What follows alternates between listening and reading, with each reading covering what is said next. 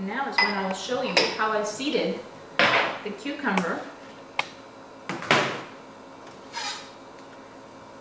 I take the cucumber and I cut it in thirds so that there's 3 strips of cucumber, and remove one piece. That allows your cucumber to sit flat.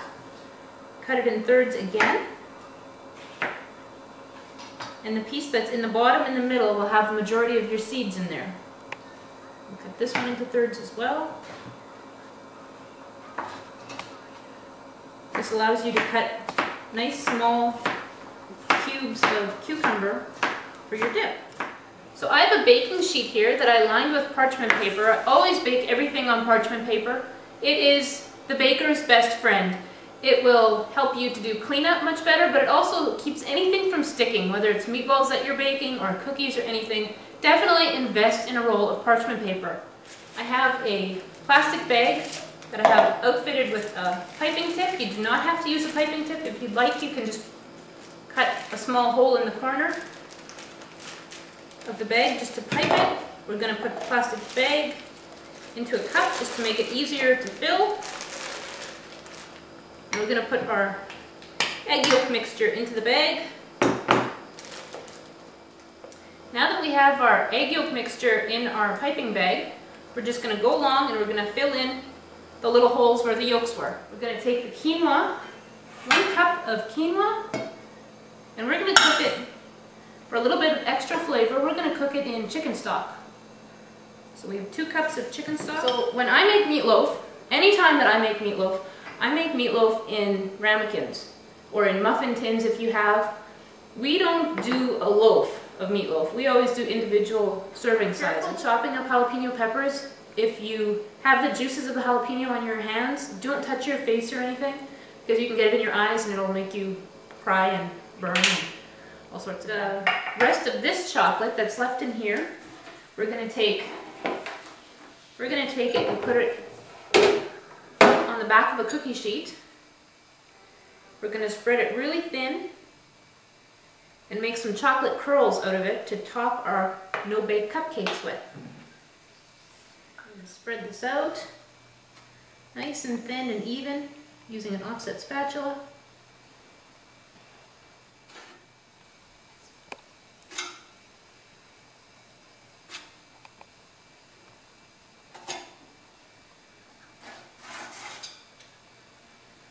And we'll let that set.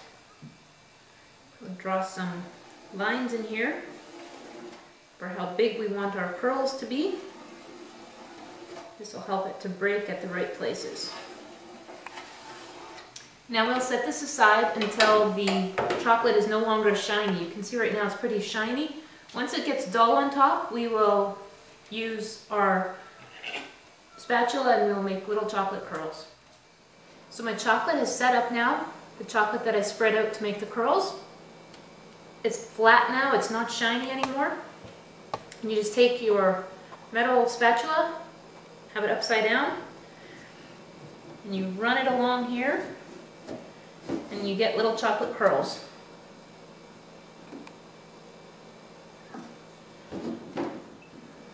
You're going to want to keep stirring your lime curd that you're cooking so that you do not accidentally end up with scrambled eggs in your curd. And here's another little tip that I learned at my food handler safety course. This is a water bottle. It has water in it that is frozen, and to cool off soups quickly, you just use one of these and slowly stir. So in case you've never cut up a pineapple before, I'm just going to take you through the way that I do it. I'm not saying this is the way the chefs do it, this is the way I do it. First we will remove the top. We'll sit that there for now. Cut off the bottom. Now we have a nice flat area that we can sit it down and we can work on it. And now we're just going to cut off the skin on the outside. Turning it and cutting it. It's so simple to do and it's so quick to do that, I mean, if you haven't tried fresh pineapple, I really hope that you'll take the time to do it, because it is, the stuff in the can really does not even compare in any way to how good a fresh pineapple tastes. So now we have all the covering off. We're going to take this, sit it on its side, and we're going to cut this into fairly large. I'm going to cut this one into only 4 pieces. We want them to be kind of thick because they're going to be going on the grill. So we have nice thick pieces of pineapple.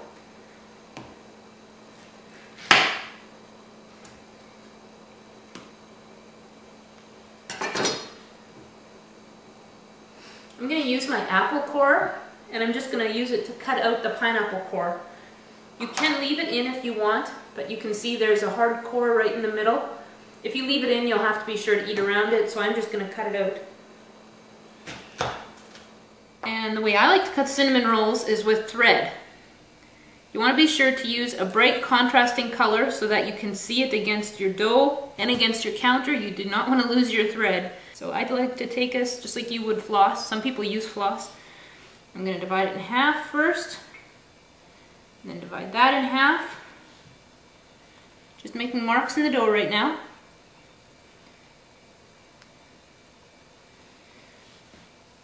And then I'll take my string and I'll put it underneath the roll, go to where I left the mark, twist the 2 threads, and it cuts right through. Now, to make things a little bit easier, I have some small diced tomatoes that I bought. They're canned tomatoes. The reason I'm using canned tomatoes instead of fresh tomatoes is that canned tomatoes do not break down once you put them in the fridge. Fresh tomatoes, when you put it in the fridge to chill, or if you have leftovers and it waits till the next day, your tomatoes will start breaking down. And with canned tomatoes, that's not going to happen. I'll just continue with this. Soak another paper for 15 to 20 seconds. I'm putting it on a damp towel. It doesn't stick to a damp towel, and you want the water off of your spring rolls before you fry them, because if your rice paper has water on there, it's going to sputter and spray oil quite a bit. If you want to be able to cut chicken easily, the best way to do it is when it's still partially frozen. You don't want it to be rock hard, but you want it to still have enough ice in there to help it hold its shape. The best way to defrost your chicken is in the kitchen sink in a bowl. You put cold water in there and your pieces of chicken, and every 10 minutes or so you drain the water and you add cold water again, or cool water. And you'll want to do this until your chicken's about half frozen. And then you want to use a cutting board that you use for chicken only, because we don't want any cross-contamination issues. I really like having iced coffee drinks in summertime, and here's a little tip. The best iced coffee drink that you'll make at home starts with this. Frozen coffee cubes.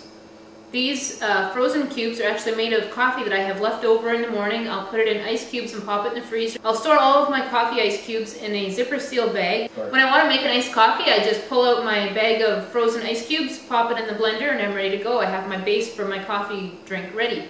Using frozen coffee cubes helps to give a really nice cold drink, but it also does not give you a watered down drink like if you were to use regular ice cubes. Quinoa is cooked now for about 20 minutes.